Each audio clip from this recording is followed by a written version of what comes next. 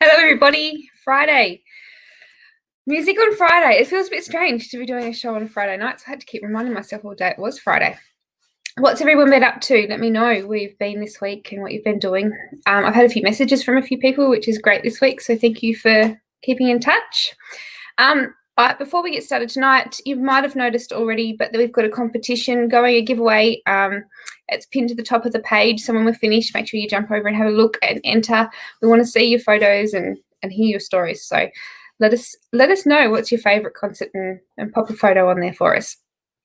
Tonight we've got Jurd joining us. He's just released his EP Change, so we're going to have a bit of a chat to him about it, and there's a couple of songs on there that we haven't heard until today, so we might find out all about that. We welcome Aaron into the room. Hi. Hey Jenny, how you doing? I'm good, thank you for joining. No, thank you for having me. Have you lost your voice yet today with all these interviews? No, I haven't lost my voice, but I've seemed to repeat myself a little bit, which I mean, I'm not complaining. I love talking and talking about music, so it could be worse.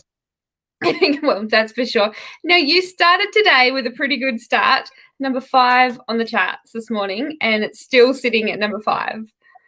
Yeah, I mean, is still incredible. I mean, I've been posting physical copies all week, so I didn't really expect, because they obviously don't count towards an iTunes chart position.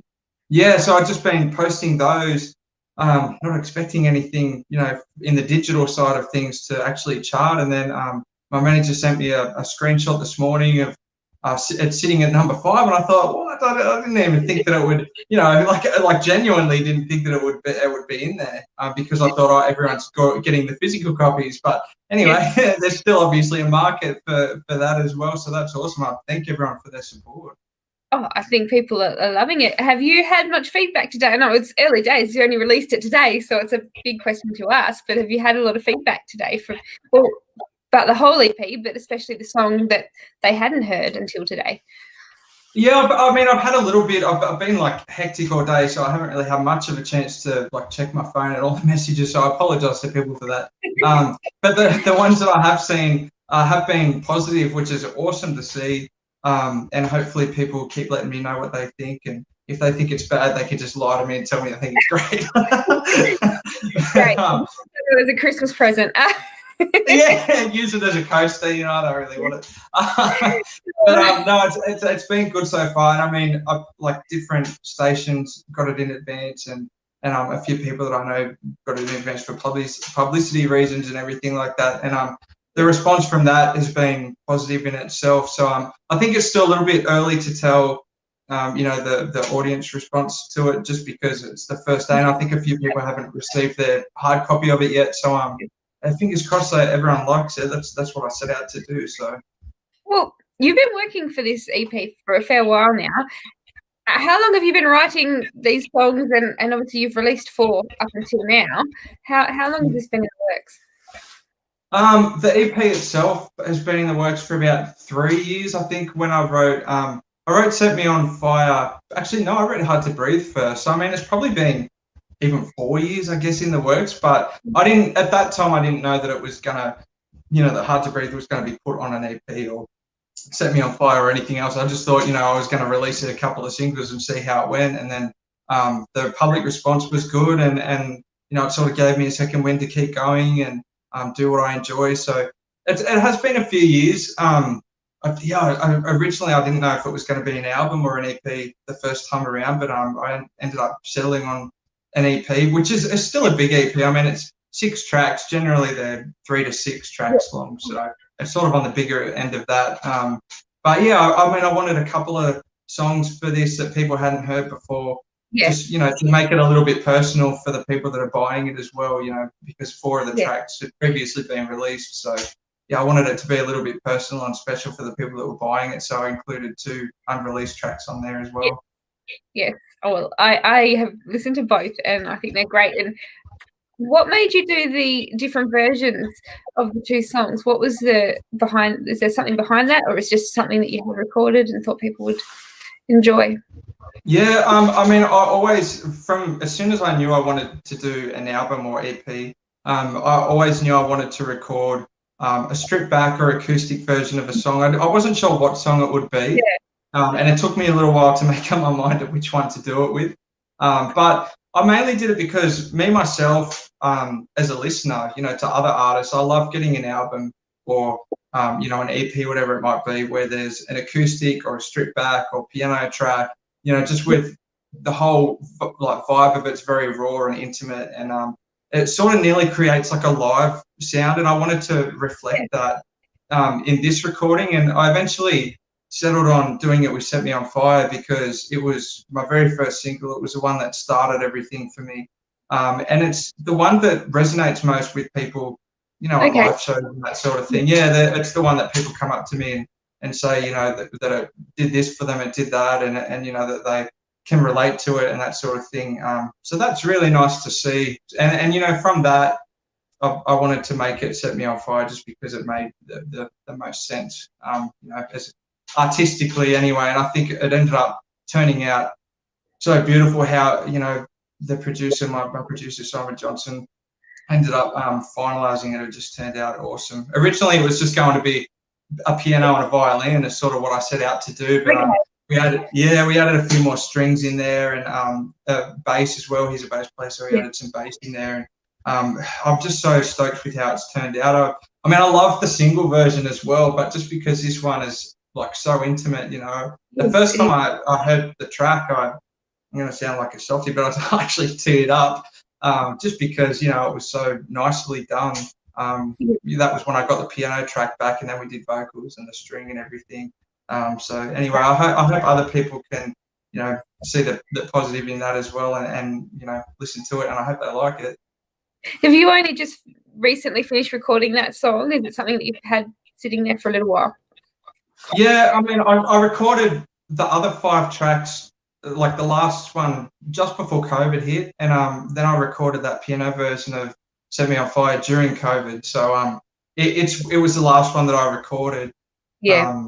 Just because I wanted that really personal track on there. I could have released this EP earlier, but I wanted to, include something in it that was really personal and from the heart, and I just hope that people would respond to that. So I think I recorded it maybe 2 months ago. It wasn't very long. I mean, and then the rest of it's just been promo, like leading up to the EP. So yeah, it's been exciting. This one's been coming for a while, so it's very exciting to hear. Tell us a little bit about, you've put these songs on. Obviously, you've been writing for a long time. How did it come down to finally choosing this handful of songs to be for the EP? Was that hard picking, or was it just something that fell? It always is hard, I think. Yeah. I've been writing since I was 15, but I sort of discarded the first, 4 or 5 songs that I've written, just because I think writing music is like anything. You get better at it the more you do it. And not to say that the first few songs were terrible. I mean, the very first one was, but they do get better over time. It's like anything, practice makes perfect. But I had a few there. These ones were the ones that I was touring with. Like I was doing them at live shows, and the crowd response seemed to be positive for them. So I tried to, incorporate that into the choosing of the songs for this EP. Just because, I mean, the people that listen to it, the fans and the listeners, are the reason that musicians do what we do. So I try to keep everyone, hopefully happy as much as I can, which is sort of why there's so many, influences into my music as well. I think there's hopefully something there for everyone that they can enjoy. Yeah. It's if you're reaching to people and people are reaching out to you, you're doing something right, don't you? And sitting at number 5 on the charts is probably a pretty good example.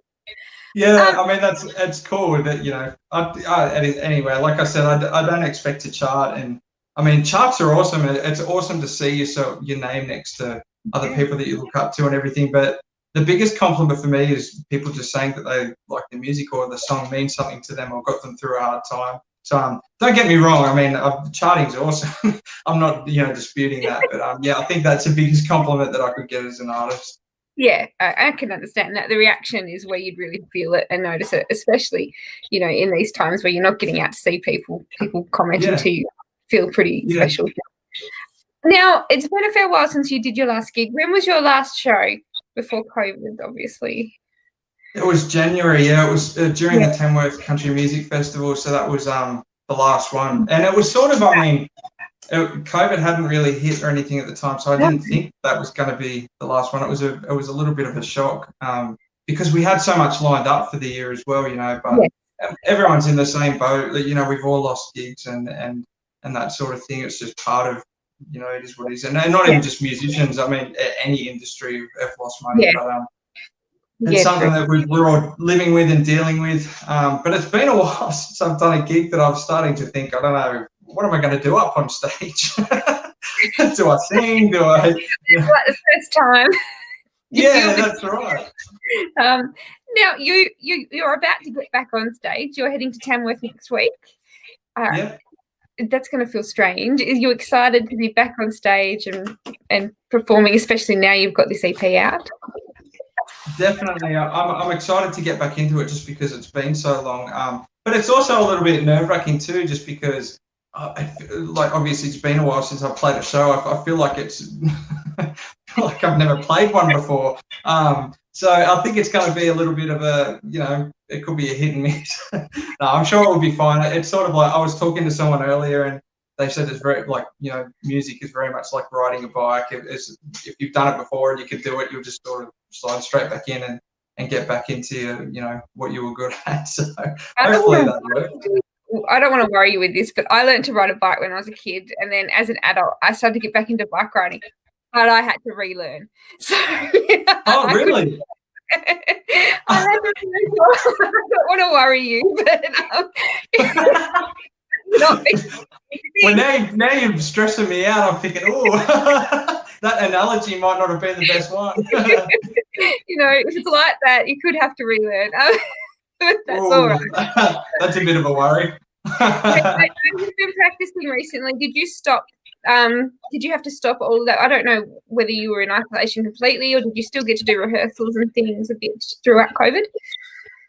For a while there, I mean, I think it was about maybe 3 or 4 months. I wasn't doing anything because, I mean, that's when it got really bad that, you know, you weren't allowed anyone at the house or anything like that. So I couldn't do anything then. But then when they eased a little bit and you're allowed, I can't remember exactly what it was now, but you're allowed a couple of people at your house. I got together with my guitarist and we started rehearsing and, you know, doing stuff that we'd done previously, but also adding new songs in. There's even songs that we've added into our set list that are for the next project, you know, for next year. Yeah, just to, I mean, do something similar like I did this time around, like just test them and see how people respond to them, you know, because as I said, I sort of do it for the people that are listening. So if they respond positively to it, then that's when I try and add it to a collection like an EP or an album, and then they've got a studio version at home. So yeah. Yeah, that's I guess when they don't react well, you can say, well, the person that wrote that, I'll let them know that you didn't like it, you know. Yeah, I'll pull that one in the pipeline. I'm not doing that one. I'll just make out like someone else wrote it. Yeah, I didn't write that one. It was, you know, a friend. I was doing it as a favour for a friend. Kaz has popped in. She's popped a question. I can't see the screen. She said, reviewing your EP as we speak, and she said it is sensational. Oh, thank you so much, Kaz. I appreciate it. I actually saw Kaz up in Tamworth during the festival, and we had a little bit of a chat up there. So thank you so much for reviewing the EP. I appreciate that, and for everything that you do for country music, not even just, you know, for me, just for artists in general. We rely on people like Kaz and yourself, Denny, and radio hosts and everyone to sort of help get our name out there and everything. And I'm just stoked that you like the music. So thank you. It's definitely, people are loving it. I actually had playing at work today, so they all liked it, whether they wanted to or not. That's just leave it on repeat the whole, you know, the whole time. That's cool. Yeah. So you were just saying earlier, you know, you've got some things in the set that, you know, you're planning on projects next year. So you had everything planned for this year, as you were saying. Is that all just been pushed forward to 2021? Is that your plan? Some of it has been, yeah. I mean, we had a couple of festival spots that were for this year that I know of at least one that's been pushed to next year. and hopefully some of the others will be as well. And then hopefully we might get some new ones as well in that. And as for like live shows as well, most of them will get pushed back into next year as well. Fingers crossed everything keeps going on the up like they have been at the moment, and we can all get back to some sort of normality. So yeah, most things will be pushed back to next year, just depending on the circumstances, I guess. Yeah. Fingers crossed. I hope you can't, like, I've got a really noisy chair, so I'm hoping that's not coming through. I can't hear it. What's that noise? You can probably hear it. It's the same one. I did a couple of acoustic sessions, like just at my house with my guitarist, like as part of, because we couldn't gig, so I was doing them as like something that people could watch, and hopefully, you know, yeah, just for people that might want to watch it. And one of them, it was really noisy at the end. It's the same chair. I should just throw it out because it's going to get me unstuck one day. But anyway, sorry to hijack your interview. You're going to be doing a live and you'll disappear. Exactly. Yeah. It will happen. One day it'll just be, I'll be mid-song, like right into it, feeling everything, and I just, yeah. What was anyway. It was just the hat. Was that Dick and me? The hat that you just saw his hat. That'll be you. Oh man, that's so good. It's gonna happen one day. But anyway, that'll be put on a show for people that are there at the time. If I don't find you there before then. Well, maybe that might be a birthday present somebody might have sent out. I know you were your songs that you released before. You did recently. I can't remember what month it was, but you released your film clip for. If you wouldn't mind, tell me about your first film clip. Tell me about recording that and the process. And did you find that enjoyable or hard? Yeah, I mean, I found it was more so enjoyable, to be honest, just because. I mean, I wanted to do a film clip with my first single, the first release, and everyone after that, you know. But just being independent and everything at the time, I didn't really have much of a fan base or anything when I first started out. So I had to sort of prioritize where the funds would go, and it sort of seemed more beneficial to me to record more music before I did a film clip. But luckily on my fourth single, I thought, you know, it's time that I do a film clip, and I hit Jay Senior up, who is incredibly talented, and he's had so much success the last couple of years. But even before that, I was in a video clip for Lizzie Stedman. I'm sure people have heard of her. I was just an extra in it, and he filmed it. So at the time, I remember saying to him, I said, I'm gonna, you know, hit you up when I finally end up doing a film clip. And that was about 6 months or 12 months prior to that. So then when I finally decided to do it, I hit him up, and we organised it, and I sort of explained what I wanted, you know, what I wanted from the film clip, with the scenario and everything, and I just wanted to make a fool of myself, basically, because we've talked about this before, Denny, and we're both that sort of person that just, you know, take the mickey out of ourselves and have a laugh at ourselves and all that. So I wanted to reflect that in the film clip. Hence why I fell over and smashed a glass while I was trying to impress a girl. So did you actually fall and then they go, oh, we're going to put that in the film clip? Or No. Well, the thing is, I reckon if they had the camera on me long enough, I would have done it anyway, just because I'm that clumsy. But no, I actually had to fall a number of times to get the right take. And I'm not an actor, so it wasn't easy. Fall. Like, after all the falling you do, you didn't manage to fall correctly. I know. That's the thing. I think I did about 6 or 7 takes, and finally poor Jay, I felt sorry for him, but I'm not an actor, so I'm not very good at, you know, that sort of thing. But we eventually got a take that we stuck with, and yeah, the next day I had a couple of bruises and that, you know, but it was a hard concrete floor, you know, I'm falling onto it, so I'm trying to make it look as realistic as possible without, you know, breaking a bone. So, I'd have done that, guaranteed. Exactly. So, but we ended up getting it, and I mean, Jay made it such a pleasurable experience anyway. And I wanted to, in this film clip, get people involved in it that have always been supportive of my career and been there from the start, you know, back when no one knew of me. And I mean, not to say that heaps of people know of me now, it's just starting, you know, fresh. It's like no one knows.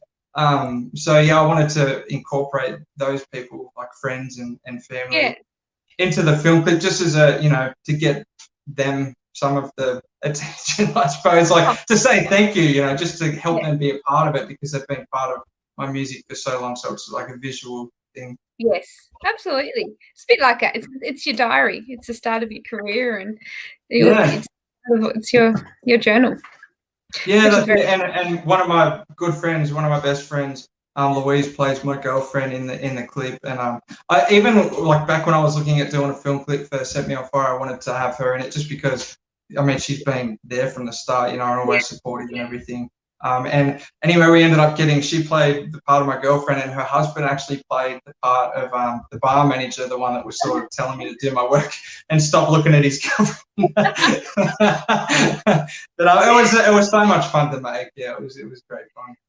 Are you planning another film clip soon for any more of this album, this EP, or down the track?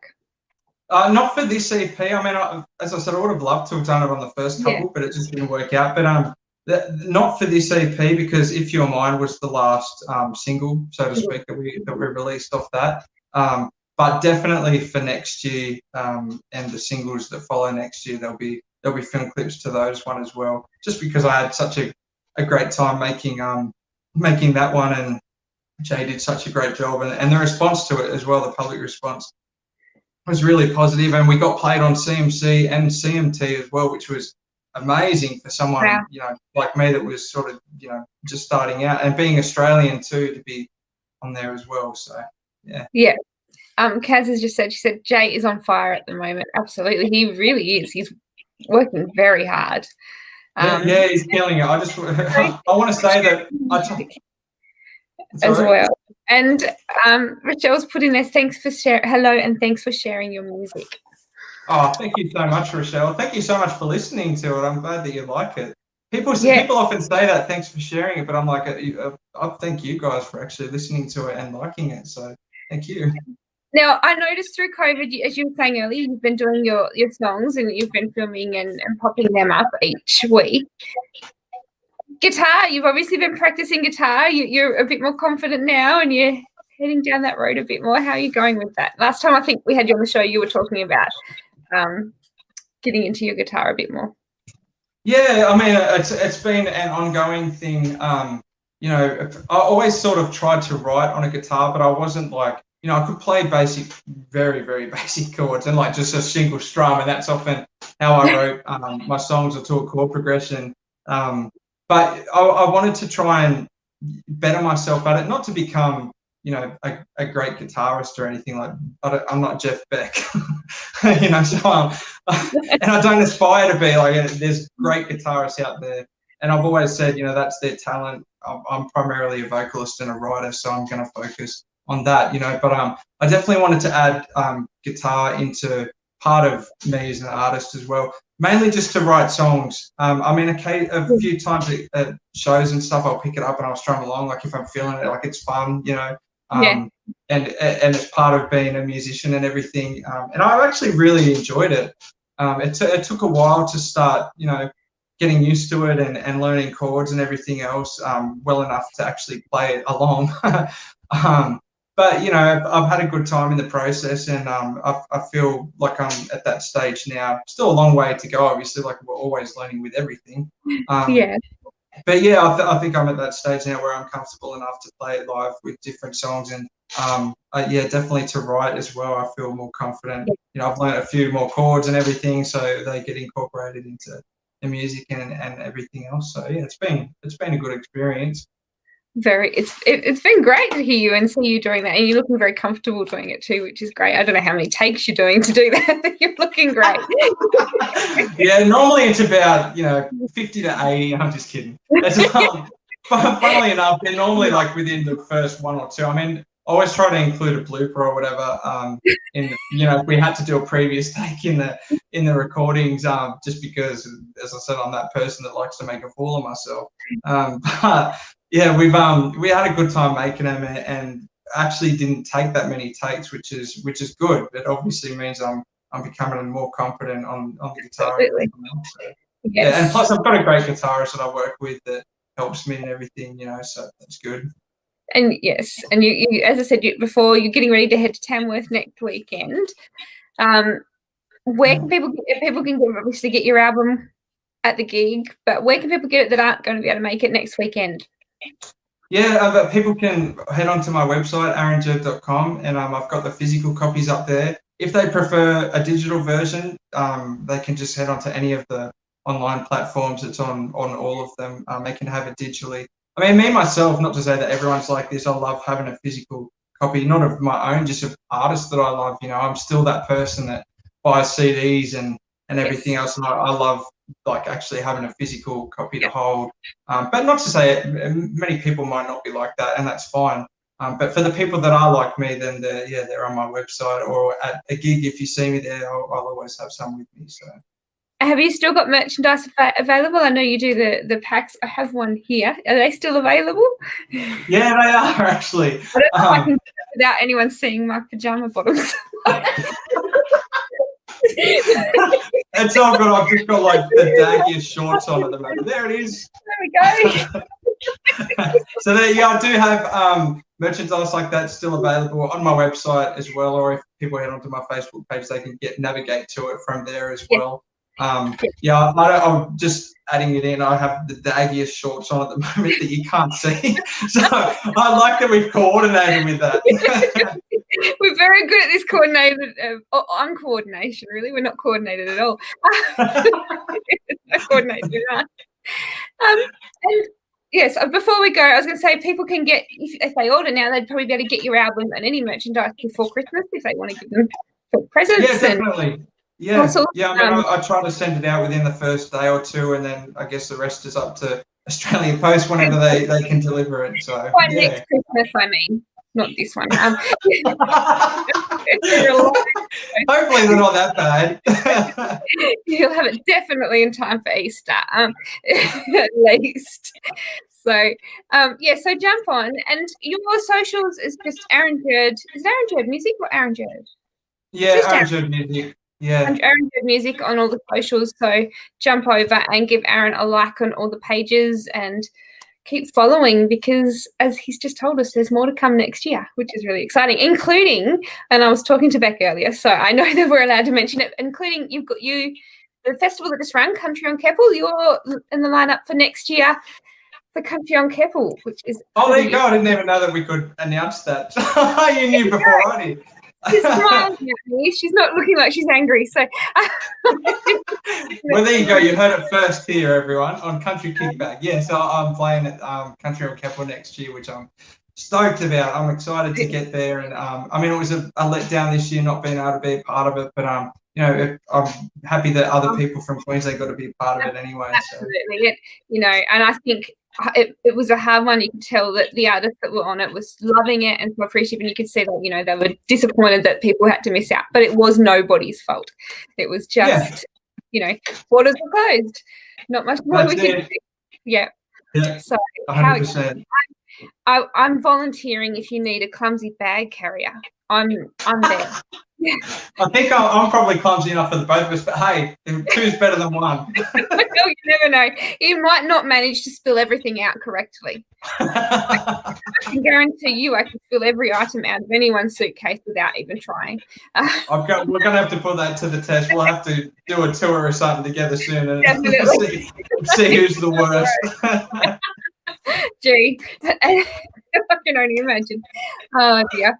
Well, again, everybody, now head over to Aaron's socials, give them a like, and make sure if you haven't already ordered the hard copy EP, grab it. I can't wait for mine to come, so grab that and get a stubby holder while you're at it, because then you can sit and listen to it and have a drink.